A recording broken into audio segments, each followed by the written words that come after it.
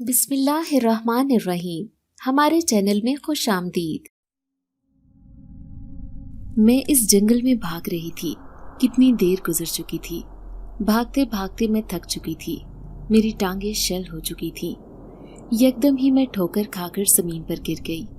मैंने ये देखने के लिए कि मुझे आखिर ठोकर किस चीज से लगी थी, जब मुड़कर देखा तो मेरे पाँव में एक खोपड़ी पड़ी हुई थी। ये देखकर मेरे मुंह से एक चीख बुलंद हुई थी।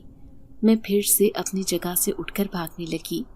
भागते भागते मुझे फिर से वही खौफनाक आवाजें सुनाई देने लगी थीं, जो पिछली कितनी देर से मेरे ताक़ुब में थी, और मैं अंधाधुंध उन आवाजों से बचते हुए आगे की जानिब भाग रही थी।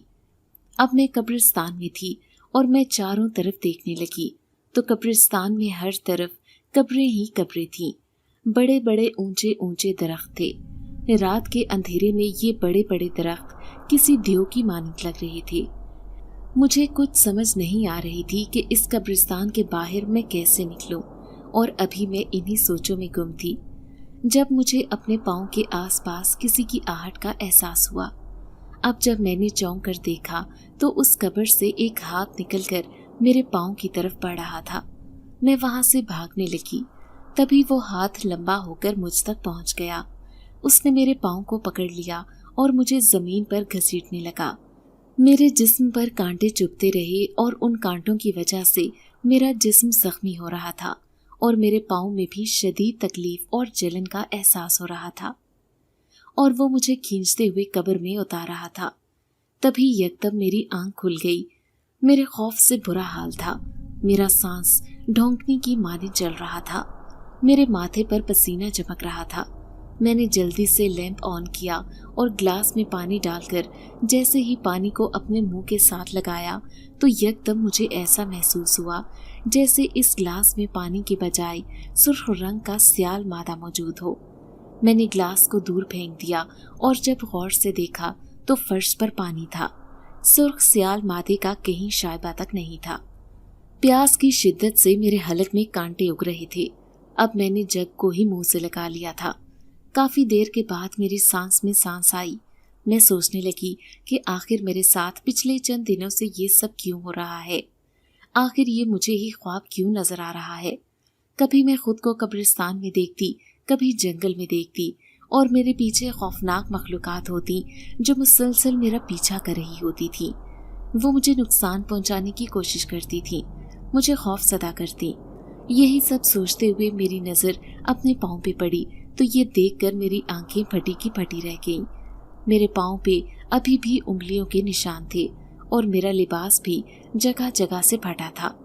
मैं बुरी तरह से चीखने चिल्लाने लगी क्योंकि ये ख्वाब नहीं था, ये तो हकीकत थी। और अगर ये ख्वाब था भी तो मेरा लिबास कैसे फट गया था। मेरे पाँव पे ये उंगलियों के निशान कैसे थे।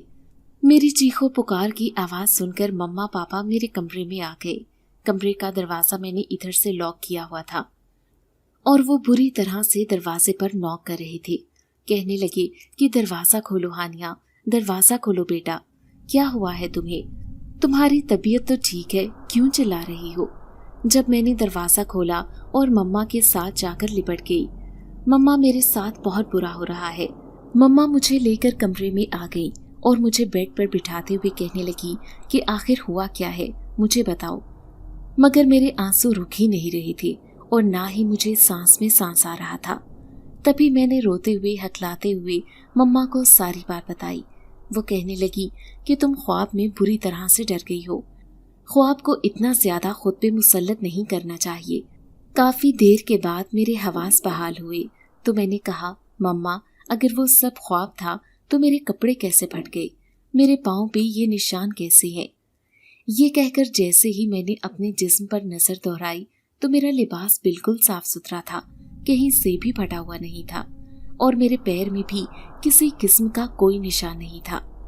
ये देखकर मेरा मुंह खुले का खुला रह गया था, जबकि अभी तो मैंने खुद अपने लिबास को जगह जगह से फटा हुआ देखा था।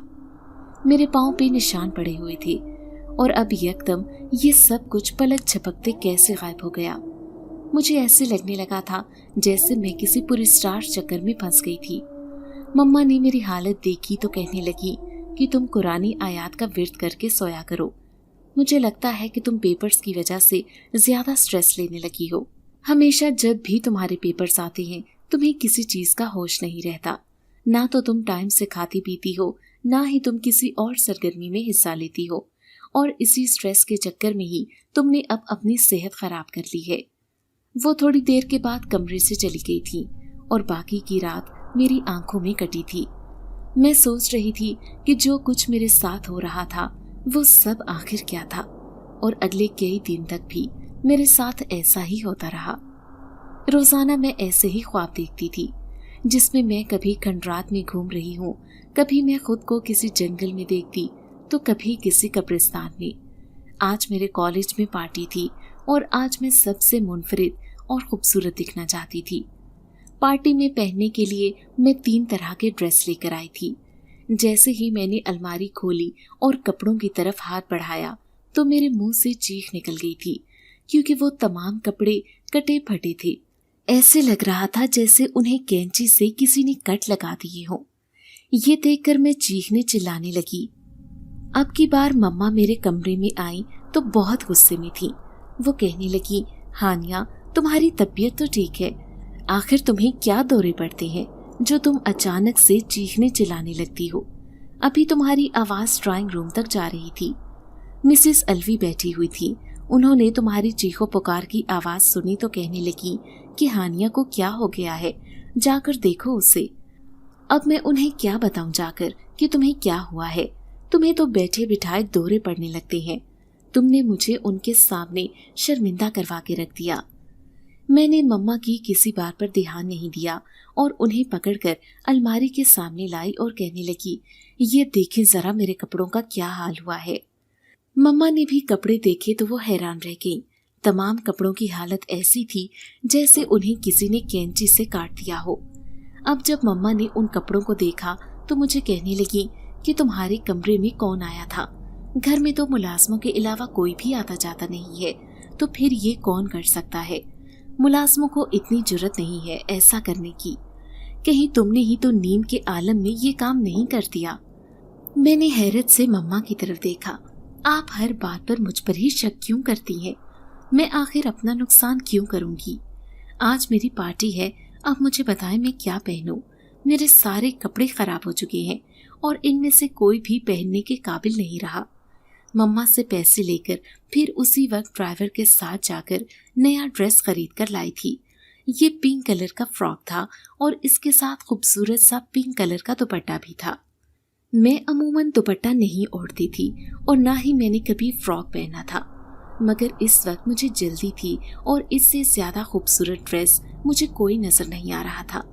जल्दी जल्दी में ये ड्रेस लेकर सीधा पार्लर पहुंच गई और फिर वहां से तैयार होने के बाद मैं अपने कॉलेज में आ गई थी। आज मैंने ड्राइवर को वापस भेज दिया था। उससे कहा कि वापसी पर मैं गाड़ी खुद ही ड्राइव करके आ जाऊंगी। मेरी बात सुनकर ड्राइवर थोड़ा गड़बड़ा गया था। वो कहने लगा कि साहब जी ने इस बात से सख्ती से मना किया था कि आपको गाड़ी ड्राइव ना करने दी जाए। पहले भी आप 2 बार एक्सीडेंट कर चुकी हैं और अगर आज भी मैं आपको अकेले छोड़कर चला गया तो साहब जी मुझ पर बहुत गुस्सा करेंगे। अब की बार मैं उसे डांट कर कहने लगी कि तुम्हें मैंने जितना कहा है उतना ही करो। मम्मा पापा से मैं बात कर लूंगी, तुम्हें इस बारे में फिक्र करने की कोई जरूरत नहीं है। और फिर मैं अपने दोस्तों के साथ बातों में मगन हो गई। आज फिर मुझे वापस जाते हुए काफी देर गुजर गई थी, क्योंकि मैं पार्टी खत्म होने के बाद अपनी दोस्त के घर चली गई थी। शाम को जब मैं उसके घर से निकली तो बार बार नंबर पर मम्मा की कॉल आ रही थी। वो मुझ पर गुस्सा कर रही थी कि तुम कहाँ पर हो, तुमने ड्राइवर को वापस क्यों भेज दिया। अब मैंने उन्हें झंझला कर कहा कि मैं बड़ी हो गई हूँ, आप मुझ पर बच्चों वाली सख्तियाँ क्यों करती हैं। आपको पता है कि मैं गाड़ी चला सकती हूँ, तो फिर मुझ पर इतनी सख्ती क्यों करते हैं। एक बार जो एक्सीडेंट हुआ था उसमें मेरी कोई गलती नहीं थी। आप जानती हैं कि वो बच्चा खुद ही भागता हुआ सड़क पर आ गया था। मम्मा कहने लगी कि तुम्हारे साथ बातों में कोई नहीं जीत सकता। बहरहाल तुम जल्दी से घर आ जाओ और ध्यान से ड्राइविंग करना। आज अगर तुमने कोई उल्टा सीधा काम किया तो आज के बाद तुम्हें गाड़ी नहीं मिलेगी। फिर चाहे तुम इसके लिए कुछ भी कर लो। मैं भी इस बात को जानती थी, तभी मैंने सोच लिया कि आज मैंने कोई गड़बड़ नहीं करनी। पूरे ध्यान से मैंने गाड़ी चलाते हुए घर जाना है। जैसे ही मैं अपने दोस्त के घर से थोड़े से दूर आई तो यहाँ से जंगल का सिलसिला था और ये इलाका कदरे सुनसान था। आसपास कोई आबादी नहीं थी। जैसे ही मैं यहाँ से गुजरने लगी, अचानक से मेरी गाड़ी के सामने एक लड़का आ गया और वो सड़क पर गाड़ी से टकराकर गिर गया। ये देखकर मैं बुरी तरह से घबरा गई थी। कितनी देर तक मैं गाड़ी में बैठी रह गई। मेरे दिल में ये ख्याल आया कि मैं यहाँ से भाग जाऊं तो किसी को क्या पता चलेगा। मम्मा पापा ने मुझे वैसे भी इस बात से मना किया था। उन्होंने मुझे साफ साफ तौर पर कह दिया था कि आज के बाद मुझे गाड़ी नहीं देंगे, मगर मैं अपनी ज़मीर की बातों को नजरअंदाज नहीं कर सकी और जब गाड़ी से उतरकर नीचे आई तो वो शख्स बेहोश था। उसका चेहरा जब मैंने सीधा किया तो ये देखकर मैं हैरान रह गई। वो एक नौजवान शख्स था। उसके चेहरे का रंग सुर्ख सफेद था और वो बहुत ही ज्यादा वजीह इंसान था। कितनी देर तक मैं उसके चेहरे को पलक झपकाए बिना देखती रही थी। उसके जिस्म पर बोसीदा और फटा पुराना लिबास था जो इस बात की तरफ निशानदेही कर रहा था कि वो एक गरीब शख्स था। न जाने ये कौन था और इस वक्त कहाँ जा रहा था। मैंने उसकी नब्ज चेक की तो उसकी नब्ज आहिस्ता आहिस्ता चल रही थी। मैं ये देखकर परेशान हो गई। अपना सर दोनों हाथों में थाम के रह गई कि अब क्या करूं। आसपास नजरें दोहराकर देखा, यहाँ पर कोई इंसान नजर नहीं आ रहा था। अचानक मुझे ऐसे महसूस हुआ जैसे उस नौजवान ने आंखें खोलकर मुझे देखा हो। अब जब मेरी नजर उसके चेहरे पर पड़ी तो उसकी आंखें बंद थीं। मैंने मुश्किल से उसे उठाकर गाड़ी में डाला था। मेरा गुलाबी दुपट्टा अब सुर्ख हो चुका था। मैंने वो दुपट्टा उस नौजवान के सर पर बांधा और फिर उसे लेकर अस्पताल में आ गई। बार बार मेरे नंबर पर मम्मा की कॉल आ रही थी। मैंने उन्हें कहा कि मैं घर वापस आ रही हूँ। थोड़ी देर के बाद इस नौजवान को होश आ गया था। ये भी शुक्र था कि उसे ज्यादा चोटें नहीं आई थी। उसे बस मामूली खराशें आई थी और सर पे हल्की सी चोट आई थी। मैंने उसका हाल अहवाल पूछा। उससे कहने लगी कि मुझे बताओ तुम कहाँ रहते हो, मैं तुम्हें तुम्हारे घर तक पहुँचा देती हूँ, क्योंकि इस हालत में तुम्हारा अकेले घर जाना मुनासिब नहीं है। मगर उसकी बात सुनकर मेरे छक्के छूट गए। वो मुझे कहने लगा, मैं कौन हूँ, मैं कहाँ रहता हूँ, मुझे कुछ भी याद नहीं आ रहा, मेरा नाम क्या है। उसकी याददाश्त चली गई थी। ये देखकर मैं अपना सर पीट के रह गई। मैं शुक्र अदा कर रही थी कि उसे कोई चोट नहीं आई थी, मगर अब उसकी याददाश्त चली गई थी और ये बहुत ही ज्यादा बुरा हुआ था। न जाने उसके घर में कौन था और उसके घर वाले उसके इंतजार में होंगे। वो उसकी गैर मौजूदगी से कितना परेशान होंगे। अब तो मुझे कुछ भी समझ नहीं आ रहा था। मैं उस नौजवान के साथ क्या सलूक करूं। उसे मैं घर भी नहीं लेकर जा सकती थी और उसे यूं अस्पताल में भी कैसे छोड़कर जा सकती थी, जबकि डॉक्टर ने उसे डिस्चार्ज भी कर दिया था। इससे पहले कि मैं वहां से निकलती, उसने मेरा हाथ पकड़ लिया और मुझे कहने लगा कि मुझे अकेले छोड़कर कहाँ जा रही हो, मुझे अपने साथ लेकर चलो, मैं अपने घर का रास्ता भूल गया हूँ। और फिर मारे बंदे मैं उसे अपने साथ घर में लेकर आई थी। मुझे अंदाजा था कि मम्मा पापा मेरे साथ कैसा सलूक करेंगे, और ऐसा ही हुआ था। जब उन्हें पता चला कि मुझसे एक्सीडेंट हो गया है तो वो दोनों मुझ पर बरस पड़े। मुझसे कहने लगे कि जब तुम्हें हमने मना किया है कि तुम गाड़ी नहीं चलाओगी तो तुम हमारी बात को क्यों नहीं समझती। अब उन्होंने उस नौजवान को अफसुर्दगी से देखा और मुझे कहने लगे कि तुमने इस नौजवान की जिंदगी बर्बाद करके रख दी, इसकी याददाश्त चली गई है, इसके घर वाले इसके बारे में कितना परेशान होंगे, न जाने अब उनके दिल पर क्या गुजर रही होगी। तभी मैंने पापा को कहा कि आप अखबार में इसकी तस्वीर दे दें, टीवी पर भी इश्तिहार दे दें, जो भी इसके रिश्तेदार होंगे वो आकर इसे ले जाएंगे। पापा को मेरी ये तजवीज़ पसंद आई थी और फिर अगले दिन उन्होंने उस नौजवान की तस्वीर अखबार में दे दी और टीवी पर भी इश्तिहार दे दिया था। मगर कितने दिन गुजर गए थे, अभी तक कोई भी उस नौजवान को ढूंढने के लिए घर तक नहीं आया था। काफी ज्यादा दिन गुजर गए। वो एक बिल्कुल बेज़रर इंसान था। अब तो वो हमारे घर में एक फर्द की सी हैसियत से रहने लगा था। मम्मा को पहले पहल उसकी ज़ात से काफ़ी तहफ़्फ़ुज़ात थे और वो किसी भी अजनबी को घर में रखने पर रज़ामंद नहीं थी। मगर फिर बाबा ने कहा कि न जाने ये शख्स कौन है और कितने गमों का सताया हुआ है। देखने में शरीफ लगता है, ऐसा करते हैं इसे हानिया का ड्राइवर रख लेते हैं। जब यही तजवीज़ उन्होंने इस नौजवान को दी तो उसने भी इस बात पर रजामंदी दे दी थी और अब वो क्वार्टर में रहने लगा था। अब जहाँ भी मुझे जाना होता मैं उसी के साथ जाती थी। आहिस्ता आहिस्ता मैंने महसूस करना शुरू कर दिया कि मेरे दिल में इसके लिए नर्म जज्बात पैदा होने लगे थे। ऐसा नहीं था कि मैंने कभी कोई हसीन चेहरा नहीं देखा था, मगर न जाने इसके चेहरे में ऐसा क्या था कि मैं अपना आप भूलने लगी थी। मैं जब उसके चेहरे की तरफ देखती तो मुझे किसी और की तरफ देखने का दिल भी नहीं करता। जब मैं उससे बात करती तो मेरा दिल नहीं चाहता था कि कोई हमारे दरमियान में आए। मैं चाहती थी हमेशा वो मुझसे ऐसे ही बातें करता रहे और मैं पूरे ध्यान से उसकी बातें सुनती रहूं। मगर ऐसा कैसे मुमकिन था? कल को मेरी शादी होनी थी और मुझे रुखसत होकर यहाँ से हमेशा के लिए चले जाना था। मैं सारी जिंदगी के लिए भला इस शख्स के साथ कैसे रह सकती थी, क्योंकि वो मेरा ड्राइवर था और मेरे माँ बाप ऊंचे हस्ब नस्ब वाले थे। उन्होंने कभी भी मेरा हाथ किसी ड्राइवर के हाथ में नहीं देना था। ये सब सोचते सोचते मैं अफसुर्दा हो गई थी। उन्हीं दिनों मेरे पेपर्स खत्म हो गए तो मैंने भी खुदा का शुक्र अदा किया कि पेपर्स से मेरी जान छूट गई।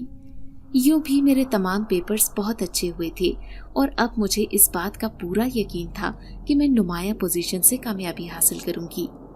उस दिन मैंने पेपर्स खत्म होने की खुशी में घर के तमाम मुलाजमों को भी अच्छा सा डिनर करवाया था, जिसमें मेरा ड्राइवर भी मौजूद था, जिसका नाम मैंने शाहजैन रख लिया था। मैं नहीं जानती थी कि उसका नाम क्या था, बल्कि ये बात तो वो भी नहीं जानता था, इसलिए मैं उसे हमेशा शाहजैन ही कहकर पुकारती तो वो मुस्कुरा कर रह जाता था। वो भी मुझे आज पुरजोश हंसता मुस्कुराता देखकर मुस्कुरा रहा था। और फिर रात को जैसे ही हम सब लोग अपने कमरों में जाने लगे तो तभी घर में कुछ मेहमान आ गए। मेरी नजर जब फुप्पो के साथ शहीर पर पड़ी तो मेरा मुंह बन गया था। मेरी फुप्पो के साथ कभी भी नहीं बनती थी। न जाने क्या वजह थी कि फुप्पो को देखकर ही मुझे उनसे मनफी शुआएं आने लगती थी और शहीर का हाल भी उनसे मुख्तलिफ नहीं था। वो भी मुझे बहुत बुरा लगता था। न जाने क्यों मैं उनकी मौजूदगी में बेचैनी महसूस करने लगती थी।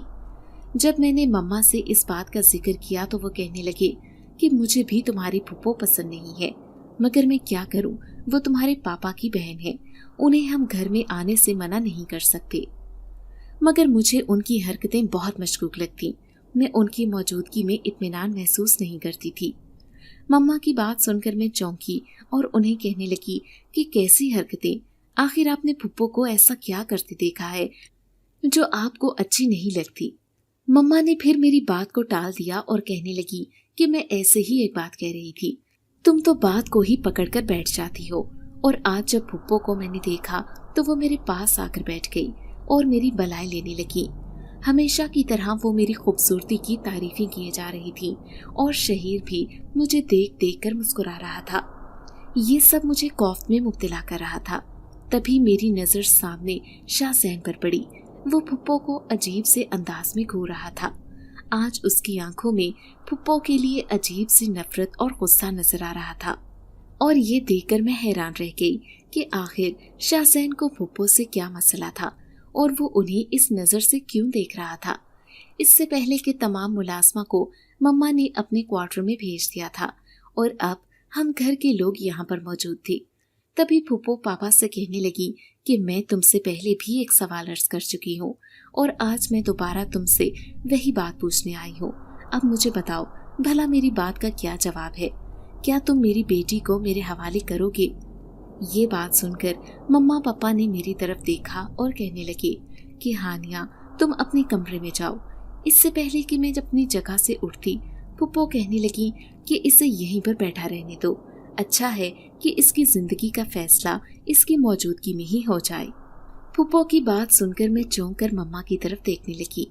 उन्होंने मुझे आंख के इशारे से वहां से उठने को बोला था, मगर फुप्पो ने मेरा हाथ पकड़कर मुझे जबरदस्ती वहीं पे रोक लिया और कहने लगी, मैंने तुम्हारा हाथ शहीर के लिए तुम्हारे पापा से मांगा है। मैं चाहती हूँ कि तुम मेरे घर में बहू बनकर आ जाओ और मेरे घर में उजाला कर दो।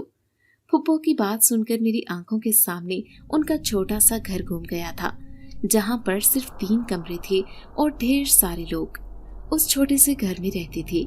मैं जब भी थोड़ी देर के लिए फुप्पो के घर में जाती थी, मेरी तबीयत खराब हो जाती थी। मैं अक्सर सोचती थी कि वो लोग वहाँ पर किस तरह से रहते हैं, आखिर किस तरह से जीते हैं। मैं तो ऐसी जिंदगी के बारे में तस्वुर भी नहीं कर सकती थी। ये सोचकर ही मेरी अजीब सी तबीयत होने लगी थी। हालांकि पप्पा फुप्पो की बहुत मदद करते थे। वो हर महीने एक माकूल रकम उनके हाथ में खर्चे के नाम पर रखते थे। न जाने फुप्पो पैसों का क्या करती थी कि उनके घर के हालात बहुत ही ज्यादा अबतर थे। शायद वो जो कुछ भी कमाते थे खाने और पीने पर लगा देते थे। घर की हालत सुधारने पर किसी का कोई ध्यान नहीं था। और अब जब मैंने ये बात सुनी तो मेरा हैरत से मुंह खुले का खुला रह गया था। मैं तो ऐसा ख्वाब में भी नहीं सोच सकती थी। तभी मेरे एक दोस्त की कॉल आ गई और मुझे वहां से उठकर जाना पड़ा। पूरी रात यही बातें मेरे जहन में गूंजती रहीं।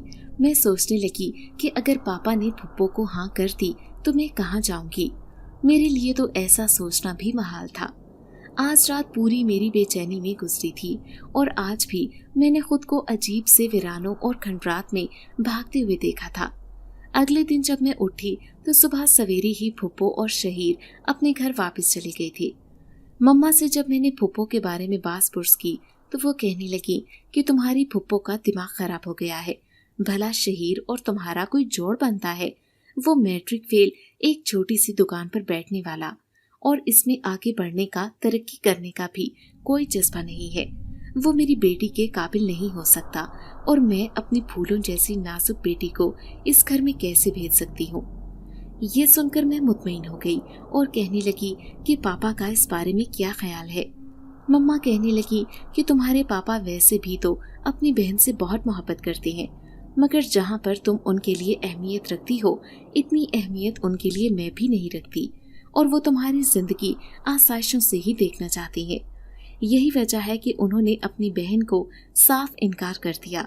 बल्कि जब तुम्हारी फुप्पो ने पहली बार तुम्हारा नाम लिया था तो तब भी तुम्हारे पापा ने उन्हें कह दिया था कि मैं अपनी बेटी की शादी तुम्हारे घर में नहीं कर सकता।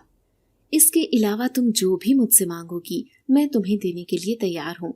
मगर तुम्हारी फुप्पो फिर भी हर दूसरे तीसरे दिन आ जाती हैं और यही सवाल तुम्हारे पापा से करने लगती हैं। अब मैंने और तुम्हारे पापा ने सोचा है कि हमें तुम्हारा रिश्ता किसी अच्छी सी जगह पर कर देना चाहिए ताकि तुम्हारी फुप्पो के इस सवाल से बचा जा सके। मम्मा की ये बात सुनकर मेरा दिल धड़कना भूल गया था। मेरी आंखों के सामने शाहजैन का चेहरा लहराने लगा था, मगर मैं जानती थी कि कभी भी मम्मा पापा मेरी शादी शाहजैन से नहीं करेंगे और यही सोचकर मैं फिर अफसुर्दा सी होकर रह गई। अब मेरी तबीयत पहले से बहुत ही ज्यादा अजीब रहने लगी थी। हर वक्त मुझे ऐसे लगता था जैसे मेरे वजूद पर किसी भारी चीज का वजन पड़ा हो। मुझे अपने सर में हर वक्त दबाव की सी कैफियत महसूस होती और आज जब मैंने सोने के लिए लेटी तो अचानक से मुझे ऐसे महसूस हुआ जैसे किसी ने मेरी गर्दन दबोच ली हो। अब जब मैंने आंखें खोलकर देखा तो मेरे सामने एक अजीबोगरीब काले रंग की मखलूक खड़ी थी जो गुस्से से मुझे घूरे जा रही थी। ये देखकर मैं बुरी तरह से चिल्लाने लगी। चीखते चिल्लाते जब मैं अपने कमरे से बाहर निकली तो सामने शाहजैन खड़ा था। वो मुझे कहने लगा कि क्या बात है, आपकी तबीयत ठीक है? उस वक्त मम्मा पापा भी मेरी आवाज सुनकर बाहर आ गए और जब मैंने ये सारी बात मम्मा को बताई थी उन्होंने मेरी बात पर यकीन नहीं किया। उल्टा मुझे कहने लगी कि तुम ख्वाब में डर गई हो। मगर जब मामा की नजर मेरी गर्दन में पड़ी तो वो भी हैरान रह गई क्योंकि मेरी गर्दन पर उंगलियों के वाज़ेह निशान नजर आ रहे थे। तभी शाहजैन उन्हें कहने लगा कि जरूरी नहीं है कि ये इनका वहम हो सकता है कि इनके साथ पुरस्कार मामलात चल रहे हो। आपको यूं हाथ पे हाथ रखकर नहीं बैठना चाहिए, इन मामलात के हल के लिए कोशिश करनी चाहिए। मगर मामा पापा दोनों पढ़े लिखे थे, वो आजकल के जमाने के थे, वो इन बातों पर यकीन नहीं रखते थे। जब मैंने शाहसैन को अपना हामी देखा तो अगले दिन मैंने शाहसैन के सामने अपना ये दुख बांट लिया और उसे बताया कि कई दिनों से ये सिलसिला चल रहा है और मैं खौफ की वजह से रात को सो भी नहीं पाती और ना ही मुझे सुकून की नींद आती है। शाहसैन कहने लगा कि मैं आपकी हर मुमकिन हद तक मदद करूंगा, आप फिक्र मत करें, जो भी आपको नुकसान पहुंचाने की कोशिश कर रहा है वो अपने अंजाम तक पहुंचेगा और वो इसका अंजाम ऐसा होगा कि सारी दुनिया के लिए इबरत का नमूना बन जाएगा। उसकी आंखों में गुस्से का अंसर नुमाया था। मैंने हैरत से उसे देखा तो कहने लगा कि मैं बिल्कुल सही कह रहा हूँ, आप मुझ पर एतबार करें। और फिर शाहसैन ने अगले दिन मुझे कुछ कलमात पढ़ने को कहे। मुझे कहने लगा कि हर रोज रात को सोने से पहले आपने अपने कमरे पर और खुद पर दम करके सो जाना है। और फिर ऐसा ही हुआ। अगले दिन जैसे ही मैंने ये कलमात पढ़कर अपने कमरे और बिस्तर पर दम किए तो मुझे पूरी रात कमरे से बाहर चीखने चिल्लाने की आवाजें सुनाई देती रही थी। बार बार दरवाजे पर खट खट की आवाज सुनाई देने लगती। ऐसे लग रहा था जैसे कोई खिड़की और दरवाजे से कमरे में घुसने की कोशिश कर रहा हो, मगर वो अपनी इस कोशिश में नाकाम हो रहा हो। मुझे गुस्से से किसी के बड़बड़ाने की और कुर्राने की आवाजें सुनाई दे रही थी। अगले दिन जब मैंने शाहसैन से इन सब बातों का जिक्र किया तो वो कहने लगा वो जो भी मखलूक थी वो कमरे में घुसने की कोशिश कर रही थी, मगर इन कलमात की बरकत से वो कमरे में नहीं दाखिल हो पा रही थी। इसकी वजह से वो अपना गुस्सा निकाल रहे थे।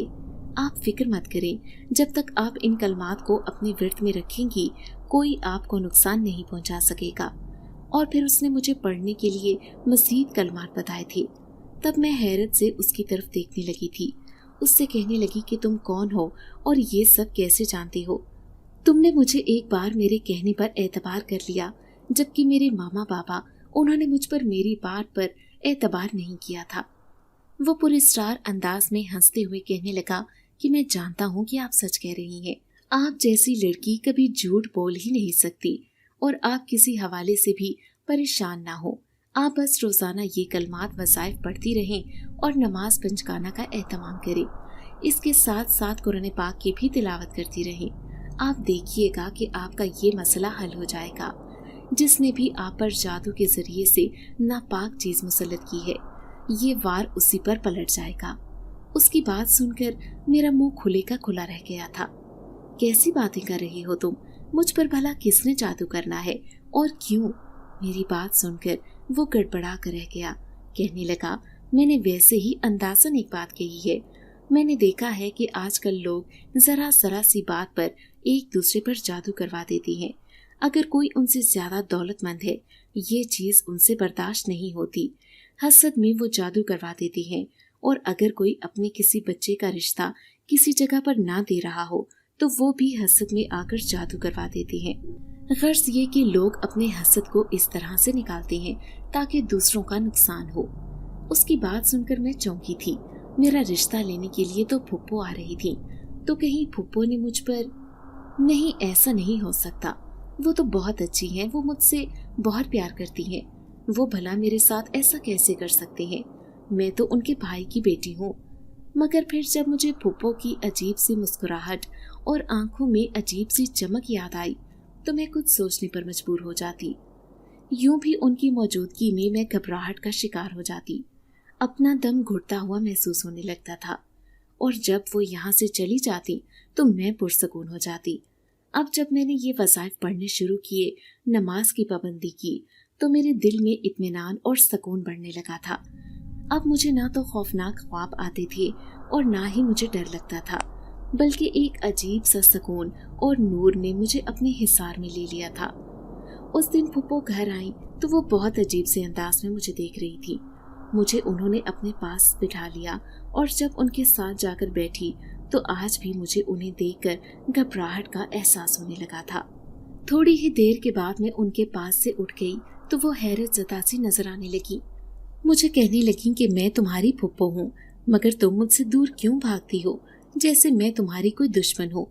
आखिर तुम मुझसे प्यार क्यों नहीं करती, मेरे साथ वक्त क्यों नहीं गुजारती?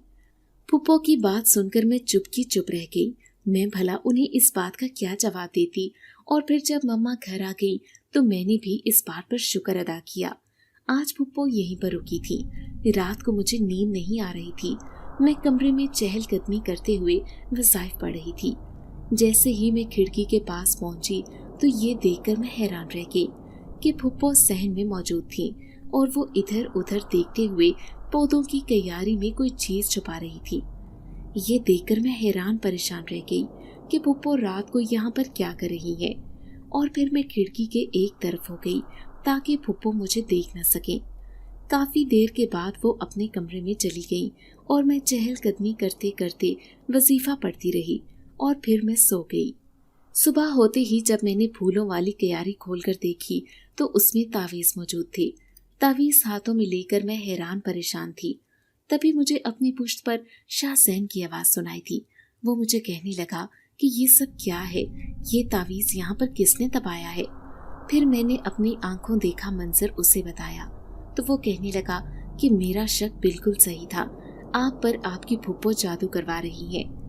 अब मैं ये सोच सोचकर हैरान हो रही थी कि फुप्पो के साथ तो मेरा खूनी रिश्ता था, वो मेरे साथ ऐसा कैसे कर सकती थी, वो मुझे इतना नुकसान कैसे पहुंचा सकती थी। ये जानकर मेरी आंखों में आंसू आ गए थे और फिर मैंने बाकायदगी से वज़ाइफ को पढ़ना शुरू कर दिया था। कुछ दिन की बात है कि आधी रात को मेरे दरवाजे पर दस्तक हुई। मुझे डर लगने लगा कि कहीं फिर से कोई खौफनाक चीज मेरे दरवाजे पर मौजूद ना हो। तभी मुझे बाहर से मम्मा की आवाज सुनाई दी तो अब की बार मैंने दरवाजा खोला तो मम्मा पापा दोनों ही मौजूद थे। वो मुझे देखकर कहने लगे कि हम तुम्हारी फुप्पो की तरफ जा रहे हैं, अचानक उसकी तबीयत खराब हो गई है। उनसे कोई फासले पर शाहजैन भी मौजूद था। वो कहने लगे कि रात के इस वक्त अकेले सफर करना मुनासिब नहीं है, इसलिए शाहजैन को भी हम साथ लेकर जा रहे हैं, तुम भी हमारे साथ चलोगी। और मैं फिर उनके साथ चल पड़ी। जब हम लोग फुप्पो के घर में पहुंचे तो उनके घर के बाहर से चीखों की आवाजें सुनाई दे रही थी। मैं दिल ही दिल में डर गई कि ये सब क्या था। मुझे बहुत खौफ महसूस हो रहा था। अब जब हम उनके घर में दाखिल हुए तो फुप्पो तकलीफ से बुरी तरह से करा रही थी। उनकी आंखें बाहर को उबल रही थीं और उनके मुंह से दर्दनाक आवाजें निकल रही थीं। उनकी तकलीफ देखकर मुझसे रहा नहीं गया। मैं रोने लगी, मेरी आंखों से आंसू बहने लगे थे। मैं मम्मा को कहने लगी कि आप इन्हें अस्पताल में लेकर जाएं, देखिए इन्हें कितनी तकलीफ हो रही है, न जाने इन्हें क्या मसला है। तभी शाहजैन मेरे कान में सरगोशी करते हुए बोला कि क्या आप इनकी तकलीफ दूर करना चाहती हैं। मैंने आंसू भरी आंखों से उसकी तरफ देखा और कहने लगी कि मेरे लिए किसी को भी तकलीफ में देखना आसान काम नहीं है और ये तो मेरी फुप्पो हैं, मैं इन्हें इतनी तकलीफ में कैसे देख सकती हूँ। तभी वो कहने लगा कि आप जो वज़ाइफ पढ़ रही हैं वो वजीफा पढ़कर इन पर दम कर दें और ये नियत करें कि आपने इन्हें इनके तमाम गुनाह के लिए माफ़ कर दिया है। मैंने ऐसा ही किया।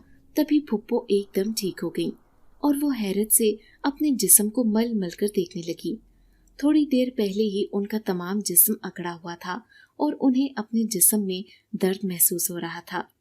अब जब उन्होंने मुझे देखा तो मुझे खुद के साथ लिपटा लिया और जोर जोर से रोने लगी। सब लोग ये देखकर हैरान परेशान हो रहे थे कि किसी को कुछ समझ नहीं आ रहा था कि ये सब क्या था। पहले फुप्पो का धाड़े मार मार कर रोना और अब मुझे खुद के साथ लिपटा कर रोना, ये सब क्या था। तब वो कहने लगी कि मैंने अपनी बच्ची पर बहुत जुल्म किया, मैंने इस पर जादू करवाया था ताकि इसे पागल मशहूर कर सकूं और सब लोग इसे बदसन हो जाएं, तो फिर मैं इसे अपने बेटे की दुल्हन बना सकूं। ये सब मैंने लालच और हसद की वजह से किया था। मैं जानती थी कि भाई साहब तमाम दौलत हानिया के नाम पर लगाएंगे और जब हानिया मेरे घर में आ जाएगी तो ये तमाम दौलत जायदाद हानिया के ही नाम होगी और यूं हम बैठे बिठाए दौलतमंद बन जाएंगे। वो ये बात कहकर फिर बुरी तरह से रोने लगी थी और मेरे साथ साथ सब लोग हैरत से उसकी बात सुनते रह गए थे। तभी मैंने शाहजैन की तरफ देखा, वो मुस्कुरा कर मुझे देख रहा था। उसकी बात में कितनी सच्चाई थी, जो बात उसने कही थी वो 100% सच साबित हुई थी। अब मैं सोचने पर मजबूर हो गई कि शाहजैन कौन था और वो ये सब कैसे जानता था। और कुछ दिन के बाद शाहजैन भी घर से गायब हो गया था। वो न जाने कहाँ था, उसके बारे में कोई कुछ भी नहीं जानता था। घर के मुलाजमों से जब उसके बारे में पता किया तो सबका कहना था कि वो तो अपने क्वार्टर में सोया था और सुबह जब हम लोग उठे तो वो अपने कमरे में मौजूद नहीं था। उसे घर से गायब हुए 1 महीने का अरसा गुजर गया था। सबको ही उसकी कमी महसूस होती थी। पापा कहने लगे कि हो सकता है उसकी याददाश्त वापस आ गई हो और वो अपने माँ बाप के पास वापस लौट गया हो। ये बात भी ऐन मुमकिन थी, मगर उसे जाते हुए हम लोगों से मिलकर तो जाना चाहिए था। मेरा उसके साथ कोई रिश्ता नहीं था, मगर उसका हमारे साथ इंसानियत का रिश्ता तो था। कितने टाइम तक वो हमारे साथ रहा, उससे एक ताल्लुक सा बन गया था। उन्हीं दिनों मेरा रिजल्ट आने के बाद बाबा ने अपने एक दोस्त के बेटे के साथ मेरा रिश्ता तय कर दिया। वो भी हमारी तरह बहुत दौलतमंद थे। मेरा होने वाला शौहर डॉक्टर था। वो अमेरिका से पढ़कर आया था और वो एक पढ़ा लिखा सुलझा हुआ नौजवान था, और उससे मिलकर उससे बात करके मैं भी मुतमईन हो गई थी। मैं जानती थी कि कभी भी मेरी शादी शाहजैन से नहीं हो सकती, मगर ये देखकर भी मुतमईन थी कि जिससे मेरी शादी हो रही थी वो एक अच्छा इंसान था और उसकी संगत में यकीनन मैं पहली मोहब्बत को भूल सकती थी। अब जब कुछ दिनों में मेरी शादी होने वाली थी, मैं शादी की तैयारियों में मसरूफ थी और हसरत से मैं हर एक चीज को देख रही थी। ये घर जहाँ पर मैंने बचपन से लेकर जवानी तक का वक्त गुजारा था, अब मैं यहाँ से हमेशा के लिए दूर होने वाली थी। न जाने क्यों मेरे दिल में ये ख्वाहिश बार बार पैदा हो रही थी कि शादी से पहले मैं एक बार शाहजैन से मिल लूं, एक बार मैं उससे बात कर लूं, उससे एक बात पूछूं कि क्या वो भी मुझे पसंद करता है, क्या उसके दिल में भी मेरे लिए जज्बात मौजूद है। यही सब सोचते सोचते मैं सो गई, और जब मुझे सोते हुए ऐसे महसूस हुआ जैसे कोई मेरे सर के बालों को सहला रहा हो। अब मैंने सटपटा कर आंखें खोलकर देखा तो मेरे सामने शाहजैन मौजूद था, जो कि हसरत भरी निगाहों से मुझे देख रहा था। ये देख के मैं गड़बड़ा कर रह गई थी, क्योंकि कमरे का दरवाजा और खिड़की दोनों अंदर से बंद थे, और शाहजैन फिर कमरे में कैसे आन मौजूद था। उसने भी जैसे मेरी आंखों में ये सवाल पढ़ लिया। वो कहने लगा, मैं तुम्हें देखने के लिए, तुमसे मिलने के लिए यहाँ पर आया था, क्योंकि तुम भी तो मुझसे मिलना चाहती थी। तुम्हारी भी तो यही ख्वाहिश थी कि तुम शादी से पहले एक बार मुझसे मिल लो, मुझसे बात कर लो और ये जान लो कि आखिर मेरे दिल में तुम्हारे लिए क्या चल रहा है। उसकी ये बात सुनकर मैं हक्का बक्का रह गई थी। हमेशा की तरह ये बात भी बिना कहे उसने कैसे जान ली थी। उसे कैसे पता चल गया था कि मैं क्या चाहती हूँ। अब की बार मैंने उसे झंझोड़ दिया। उससे कहने लगी कि मुझे अपने बारे में सच सच बताओ कि तुम कौन हो। वो हल्की सी आवाज में कहने लगा कि मैं एक जिनज़ादा हूँ, मैं कबीला जिन्नात से ताल्लुक रखता हूँ। ये बात सुनकर मैं हैरान परेशान हो गई थी। वो मेरी हैरत देखकर मुस्कुराने लगा और कहने लगा कि इसमें इतना खौफजदा होने वाली कौन सी बात है। ना तो मैं इतना डरावना हूँ और ना ही मैं इतना बुरा हूँ कि ये सुनते ही तुम्हारी सिट्टी गुम हो गई है, बल्कि मैं तो तुम्हारा दोस्त हूँ, तुम्हारा खैर ख्वाह। आज तक मैंने तुम्हें कभी कोई नुकसान पहुँचाने की कोशिश नहीं की, तो फिर तुम मुझसे क्यों डर गई हो। बात उसकी भी ठीक थी। मैं गहरा सांस लेकर रह गई। उससे कहने लगी कि मुझे ये जानकर शौक लगा है कि तुम आदमजाद नहीं हो। मैं हमेशा ये सोच रही थी कि तुम्हें हर बात कैसे मालूम हो जाती है, मगर फिर भी मेरा कभी भी इस बात की तरफ ध्यान नहीं गया था। तब वो कहने लगा कि उस दिन मैं रोड पर से गुजर रहा था कि एकदम मेरी नजर तुम पर पड़ गई और फिर मैं तुम्हारे सामने जाहिर हो गया था। मैं तुमसे बात करना चाहता था, तुम्हारा कुर्ब महसूस करना चाहता था। जब भी फिर एक्सीडेंट का मैंने नाटक किया, इस तरह मैं तुम्हारे करीब रहना चाहता था, और फिर यूं मैं तुम्हारे साथ तुम्हारे घर में आ गया। तुम्हें देखते ही मुझे अंदाजा हो गया था कि तुम पर कोई जादू करवाया जा रहा है। कोई तुम्हारा दुश्मन था जो तुम्हारा सुकून बर्बाद कर रहा था। एक ये वजह भी थी तुम्हारे साथ तुम्हारे घर में आने की, मगर मैं समझ नहीं पा रहा था कि वो कौन शख्स है। और फिर जब उस दिन तुम्हारी फूफो तुम्हारे घर में आई तो मुझे ये मालूम हो गया कि ये सब करने वाला कोई और नहीं बल्कि तुम्हारी फूफो है। और इसकी भी क्या वजह थी वो भी मैं जान गया था कि वो ये सब महज पैसे के लिए कर रही थी। तभी मैं अगर चाहता तो मैं खुद भी इस जादू का तोड़ कर सकता था, मगर मैं चाहता था कि किसी तरह से तुम इबादत करने लग जाओ, तुम अपने अल्लाह के करीब हो जाओ और जब तुम्हारी अपनी रूहानी ताकतें बेदार होंगी तो फिर तुम्हारा कोई बाल भी बीका नहीं कर सकेगा। यही सोचकर मैंने अपने शाह साहब से तुम्हारे लिए खास वज़ाइफ लिए थे, जिनको पढ़ने से तुम्हारे ये मसाइल हल हो गए। ना सिर्फ तुम्हारे जादू से जान छूट गई, बल्कि तुम्हारी फुप्पो भी राहे रास पर आ गई। उसकी बात सुनकर मैं रो पड़ी। उससे कहने लगी कि मैं कभी ख्वाब में भी नहीं सोच सकती थी कि फुप्पो मेरे साथ ऐसा करेंगी, और अगर तुम मेरी जिंदगी में ना आते, तो मेरी मदद ना करते, तो न जाने क्या होता। मेरी जिंदगी तो अजाब बन के रह गई थी। ना मुझे कुछ अच्छा लगता था और ना ही मुझे सुकून मिलता था। हर वक्त एक अजीब सी बेचैनी मुझे अपने अहाते में लिए रखती थी। कितनी देर तक मैं उसके साथ बातें करती रही। फिर मैंने उससे वादा लिया कि सारी जिंदगी तुम मेरे साथ रहोगे।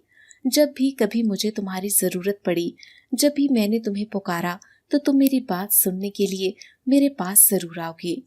ये बात सुनकर उसने जोरदार कहकहा लगाया और कहने लगा कि हम जिन्नात की भी हुदूद हैं। ऐसा नहीं हो सकता कि तुम्हारी हमेशा एक पुकार पर मैं यहाँ पर आ जाऊं, क्योंकि अगर मुझे मेरे कबीले वालों की तरफ से इस बात की इजाजत नहीं मिली तो मैं फिर यहाँ पर नहीं आ सकता। मैं अपने कबीले की वजह से मजबूर हूँ, और आज भी मैं यहाँ पर छुपते छुपाते हुए आया हूँ, क्योंकि मेरे कबीले वालों को ये बात मालूम हो गई है कि मैं किसी इंसानी लड़की को पसंद करने लगा हूँ, और वो नहीं चाहते कि मैं तुम्हारे आस पास रहूं। तभी आज यहाँ से मुझे जाना होगा, और मैं तुमसे ऐसा कोई वादा नहीं कर सकता। अगर मैंने वादा कर लिया तो मैं वादे का पाबंद हो जाऊंगा, और जब मैं वादा नहीं निभा सकूंगा तो मैं खुद को मुजरिम समझने लगूंगा।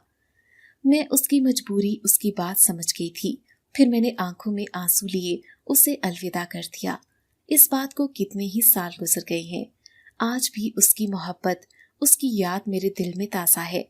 आज भी जब फुप्पो मुझसे मिलती हैं तो वो मुझसे अपने किए की जरूर माफी मांगती हैं, और मैं हमेशा उन्हें कहती हूँ कि मैंने आपको माफ कर दिया। आप बार बार माफी मांग के मुझे शर्मिंदा मत किया करें। अब जब फुप्पो ने भी खुद को मजहब के मुताबिक ढाल लिया और उन्होंने भी उल्टे सीधे काम छोड़ दिए, तो उनके घर के हालात भी बहुत बेहतर हो गए थे। उनकी औलाद भी उनका हुक्म मानने लगी थी और घर के मामलात भी संभल गए थे। सच कहते हैं, जब इंसान खुद बदलता है तो उसके आसपास के हालात भी बदल जाते हैं, उसकी जिंदगी भी बदल जाती है। सिर्फ इंसानों को अपनी सोच, अपने आमाल बदलने की जरूरत होती है। इसके लिए जिंदगी में आसानियां ही आसानियां आ जाती हैं। मेरी शादी को 10 साल का अरसा गुजर चुका है, और अब तो मैं 3 बच्चों की भी मां बन चुकी हूँ। आज भी जब वो खौफनाक लम्हात मुझे याद आते हैं तो मेरे रोंगटे खड़े हो जाती हैं। आज भी जब मुझे याद आता है कि शाहज़ैन ने मेरी कैसे मदद की थी, अगर वो मेरी जिंदगी में ना आता तो शायद मेरी जिंदगी इस जिंदगी से बहुत मुख्तलिफ होती। शायद मैं फुप्पो के उस छोटे से घर में रह रही होती, और शायद मैं कभी भी जिंदगी में ये खुशी और सुकून महसूस न कर पाती जो खुशी और सुकून अब मेरी जिंदगी में शामिल था। मैं इस बात पर खुदा का लाख लाख शुक्र अदा करती थी कि मैं कदरदान लोगों में मौजूद थी। अगर आपको आज की कहानी अच्छी लगी है तो वीडियो को लाइक जरूर करें। अगर आपको दहशतनाक, दिल को जकड़ देने वाली कहानियां पसंद हैं, तो ऐसी एक कहानी रोजाना सुनने के लिए हमारे चैनल को सब्सक्राइब करें। इजाजत चाहते हैं। अल्लाह हाफिज।